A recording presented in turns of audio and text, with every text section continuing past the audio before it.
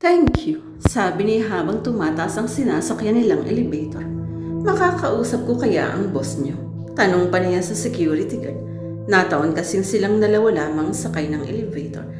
Mabait po si boss. Lahat ng taong naghahanap sa kanya ay kanyang pinakikiharapan. Sagot nito sa kanya.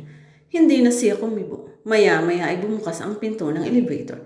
Niyayaan na siya ng security guard na lumabas. Yun pong huling pinto ang pinaka-opisina ni boss. Hindi ko na po kayo pwedeng samahan hanggang sa loob. Imporma sa kanya ng security. Magtanong na lamang po kayo sa babaeng aabutan niya sa loob. Maraming salamat. Ani rito. Magkahalong kaba at pananabig ang nararamdaman ni Myla nang pihitin niya ang seradora ng pinto. Nakita agad niya ang sinasabing babae ng security. Lumapit siya sa babae. May kailangan po kayo, ma'am? Magalang na tanong nito sa kanya. Gusto ko sanang makausap si Mr. Robert Tadeo. May mahalaga kasi akong sadya sa kanya. Sagot niya sa babae. May appointment po ba kayo sa kanya? Wala eh. Galing pa kasi ako ng Cebu. Iyon ang kanyang naisip. Maupo muna po kayo. Tatanglingan ko muna po si Sir. Sabi nitong itinuro sa kanyang isang silya at saka siya iniwan. Malakas na malakas ang kabog ng dibdib ni Myla habang hinihintay niyang lumabas ng pinto ang babae. Hindi niya mawari kung bakit gano'n na lamang ang saya na kanyang nararamdaman. Hindi naman nagtagal at lumabas ang babae. Maluwang na maluwang ang pagkakangiti sa kanya. Nakahinga siya ng maluwag nang makita ang ekspresyon nito. Pumasok na raw po kayo. Sabi nito sa kanya nang makalapit na. Salamat. Bukas sa loob niyang sabi rito. Parang natuka ng si Robert nang mapagmasdan niya ang babaeng nakatayo sa harap ng malapad niyang mesa. Ang daming dumang babae sa kanyang mga kamay. Lahat ay kanyang naikam. Maging ang huli niyang kasintahang si Lorenza Madriaga na kailan lang niya kinalasan. Wala siyang anumang naramdaman sa mga babaeng dumaan sa kanyang mga kamay. Tanging ang puson lamang niya ang mabilis ang pintig kapag nakahubad na ang isang babae sa kanyang harapan. Ngayon lang siya nakaramdam na bumilis ang tibok ng kanyang puso sa isang babae. Pakiwari nga niya ay may mga naghahabulang kabayo sa kanyang dibdib dahil sa lakas ng tibok niyon. Parang gustong lumabas ng kanyang puso sa lakas ng sikdo ng mga sandaling iyon. Hindi niya mapapasubali ang kanyang nararamdaman. Tiyak na tiyak niya sa sarili na ang babaeng nasa kanyang harapan ngayon ay ang matagal na niyang pinahanap na makakasama sa kanyang pagtanda. Biglang napuko ang paglimayo niyang isip nang tumunog ang sirena na hudyat na ng break time.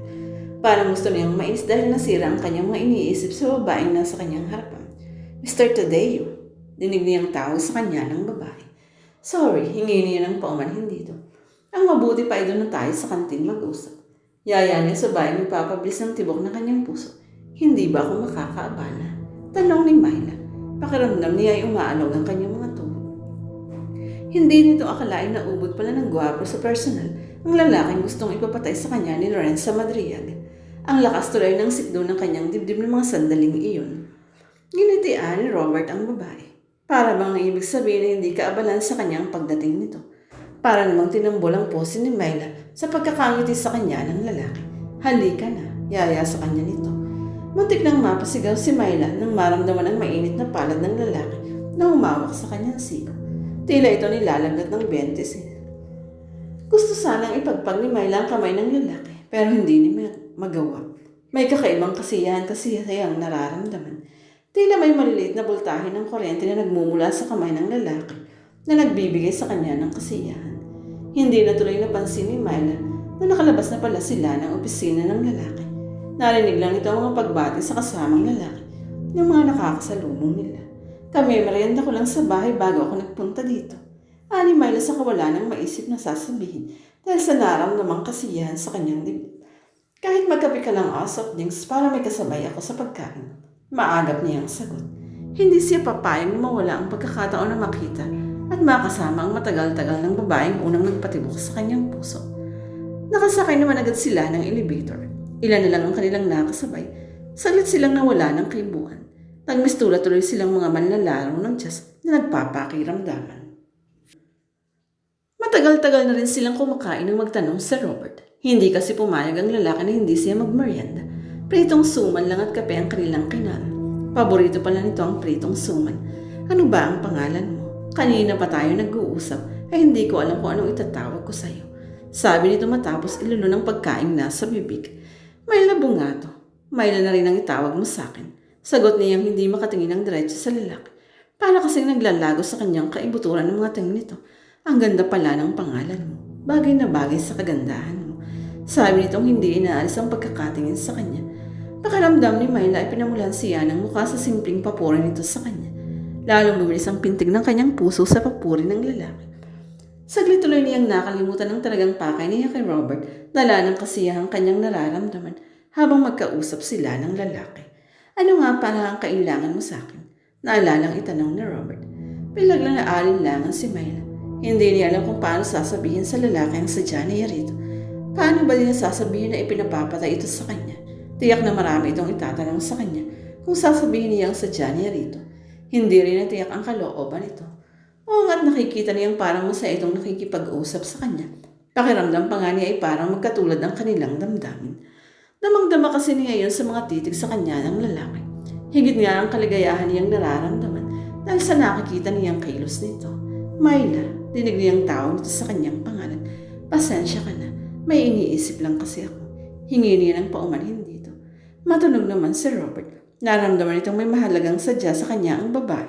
Hindi nga lamang siguro masabi sa kanya dahil maraming tao. Pwede tayong mag-usap sa isang lugar na tayong dalawa lamang kung mahalaga ang sasabihin mo sa akin. Ni Robert na parang nararamdamang mahalaga ang pakay sa kanya ng babaeng nagpapabilis ng tibok ng kanyang puso. Hindi ka ba maaabala sa trabaho mo? Napakahalaga kasi nitong sasabihin ko sa iyo. Nakasalalay dito ang magiging kaligayahan mo. Sagot niya kay Robert. Bagyang kumulat ang noon ni Robert. Nagtataka ito kay Myla. Para bang alam na alam ng babae ang kanyang buong pagkatao. Pwede naman akong umalis. Gusto nga ni Robert ng ganun. Matagal silang magkakasama ng babaeng una kita pa lamang ay agad nang gumulo sa kanyang isip. Halika na kung tapos ka nang kumain. Sabi nito kay Myla. Hindi naman kumibo si Myla. Nang tumayo si Robert ay tumayo na rin siya. Sabay silang lumabas ng kantin. Diretso sila sa parking lot kung saan nakaparada ang kotse ng lalaki. Sa Parks and Wildlife siya dinala ni Robert. Naupo silang magkatabi sa mahabang bangko na naroon. Palibhasa ay alangan ng oras kaya walang gaanong tao. Mayroon man ay pailan-ilan lamang na nagsisipaglakad. Matagal mo na ba akong kilala? Tanong ni Robert. Pakiwari kasi ito ay maraming alam ang babae ito kung sa kanyang pagkatao. Kaninang umaga lang. Kanina lang din kita nakita ng personal. Totoo sa loob niyang sabi kay Robert. Napatitig si Robert kay Myla. Gusto niyang tiyakin sa sarili hindi nagbibiro ang babae. Tingin kasi nito sa babae parang may itinatagong lihim ang pagkatao. Bakit parang napakarami mo nang alam sa akin gayong kayo na mo lang pala ako nakilala? Nahihiwagaan kasi ito sa pagkatao ni Myla kaya nito iyon na itanong. Sinabi sa akin ni Lorenza ang mga impormasyong tungkol sa iyong pagkatao. Sagot niya. Naisip niyang sabihin niya kay Robert ang naging kasunduan ni Lorenza. 2 araw lang ibinigay sa kanya ni Lorenza para alamin ang tunay na pagkatao ng taong ipinapapatay nito sa kanya. Kung tutuusin ay hindi na naman talaga niya kailangan ng mga impormasyon ng taong ipapapatay sa kanya. Kaya lang ay nagkaroon ng pagbabago ang kanyang isip nang makita ang litrato ni Robert. Sa amin niya sa hindi ay umiibig siya sa lalaking nasa litrato. Kaya nga humingi siya ng ilang araw kay Lorenza para alamin kunwari ang tunay na pagkatao ni Robert today. Pumayag naman si Lorenza. Kaya lang ay 2 araw lang ang ibinigay nito sa kanyang palupit. Pinagbantaan pa nga siya nito na may masamang yung mangyayari sa kanya kapag sumira siya sa kanilang usapan.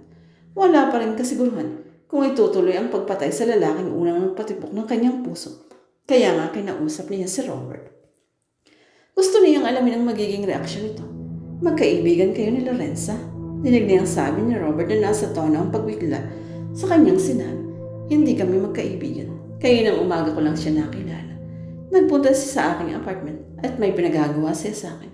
Anong ipinagagawa niya sa iyo? Hindi mo siya dapat sinusunod. Hindi mo kilala ang ugali ng babaeng iyon. Sagot nito sa kanya. Nasa boses nito ang pag-aalala sa kanya.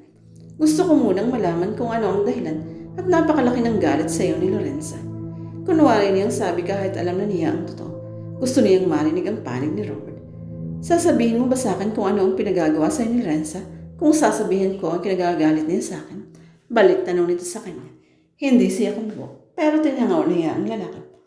Mahigit 1 buwan na kaming magkasintahan nang matuklasan ko ang tunay niyang ugali. Masyado siyang seryoso at makasarili. Wala siyang pinipiling lugar kapag nabalitaan sa akin. Palibhasa ay ubod ng yaman ng kanilang pamilya, kaya parang pag-aari niyang lahat ng tao. Saglit na huminto sa pagkukwento si Robert. Kaya mo siya kinalasan? Oo, matapat na sagot ni Robert. Masyado siyang dominante. Lahat ng gusto niya ay kailangang masunod, kahit labag sa aking kalooban.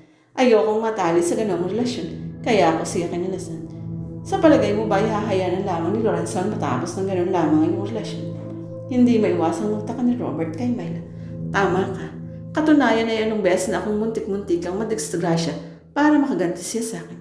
Kung hindi raw ako babalik sa kanya, ay ipapapatay niya ako. Mas gugustuhin pa raw niyang makita akong patay kaysa may makinabang na ibang babae sa akin. Matapat niyang sabi kay Myla. Iyon ang malabis na nagpapakakaba kay Myla. Alam niyang kayang-kayang gawin niyon ni Lorenza. Hindi nga ba't sa kanya na ito lumapit para ipapatay si Robert?